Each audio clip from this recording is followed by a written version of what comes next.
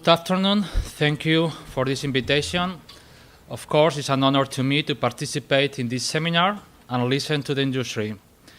Any regulation should take into account the needs of regulated, those who, like you, participate in the benchmark market, as well as, of course, users and consumers, some of whom may not be present in such activities, but they must also be in mind of the legislator. Probably thinking on consumer, but also on the safety of the industry itself, after a few incidents in the past with the handling of some benchmark, we are now discussing this regulation that the European Commission sent to the legislator, Parliament and Council last year. Thus, after some problems of this regulation in the last legislature, now we are really on reaching a comprehensive agreement that will adopt this text in the coming months. Hence, the objective of my committee, the reporter who leads the process, and the other shadows reporters are to reach an strong commitment to pass a regulation of benchmark in the future. Overall, my group, Socialists and Democrats, welcomes the proposal of the European Commission because we share the concerns about possible misuse in developing benchmark. We believe it's a good test for discussion and are confident that during the parliamentary process we can solve those problems that we have all identified in the current proposal. In any case, my group, Socialists and Democrats, doesn't have a close position on the test yet, and in the coming weeks, relevant meetings will be held to clarify the overall evaluation of my group. Therefore, I, as shadow reporter, am enabled to bring forward the opinion of my group on all points of conflict, so that now I cannot make a clear commitment on all uses. In any case, let me highlight those aspects that I think my group and my committee will have to discuss in depth with the proposal, as I said before, to reach a broad agreement in the Parliament. First, there is a debate on the scope of the proposal and the various categories that incorporates the proposed regulation. The regulation proposed, as you know, a division between critical benchmark and the rest of them, leading to various administrative requirements. It also makes a second division between interest rate benchmark and commodity benchmark. In my opinion, the current proposal has serious questions about the definition of critical benchmark. Setting of a numerical notional value threshold doesn't seem the best option to identify potentially critical benchmark. In addition, a quantitative limitation creates several problems of calculation and opens the door to legal uncertainty among those benchmarks close to the reference value, which may fluctuate over quantity defined.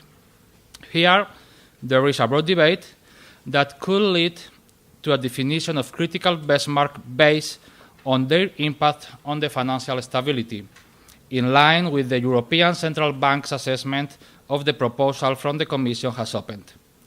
Second, and derived from the broad scope of the proposed regulation, further discussion on the proportionality of regulation opens for each of the benchmark by category. This also includes discussion on the condition of the current regulation to commodity benchmark, or more broadly, non-financial benchmark, exhibiting obvious particularities in their development to the extent that the source data are not public and the participation of the contributors is voluntary, non-mandatory. In my opinion, I don't hide from you that I don't share the view of a critical distinction between this benchmark and the exclusively financial ones, given that the former are also likely to be used in financial contracts. Indeed, commodity benchmarks are part of the pool of assets that are traded on financial markets, either to hedge future price by the industry or as a mere underlying financial asset in the negotiation of other products. Here, the IOSCO principles for financial market of 2013 point to the need to integrate commodity benchmark, for which there are, as you know, particular recommendations from IOSCO in 2012 in a comprehensive framework for all benchmark. However, I believe that commodity benchmark exhibit particularities in the data collection and processing, especially insofar as they result, as I said before, from the voluntary participation of contributors. Therefore, I share the concerns of the industry regarding the impact of the current proposal, especially concerning the code of conduct that the committee should study. Thus, the discussion on commodity benchmark is also part of a wider debate about the proportionality of the proposed regulation, and issue with the definition of critical benchmark will occupy a substantial part of our work in the coming months. Third, I share the concern of the processing industry benchmark in relation to the disclosure of the data and the calculation methodology, to the extent that such a proposal could erode the competitive position of these companies. It seems reasonable that such data are available to the supervisor to facilitate any investigation process, but I don't see such universal data at a review transparency benchmark. Fourth, the Commission proposal creates additional uncertainties to account supervision model, given the presence of national supervisor in the framework of a European supervision of ESMA. I believe the final text should clarify the competence framework between Member States and the Union that will provide a greater weight in the decision-making at the ESMA. And finally, the current paper presents a serious problem in the treatment of equivalence of third-country jurisdiction. Obviously, there is a global benchmark market, and there are not similar regulations in discussion in most countries that could facilitate the task of mutual recognition.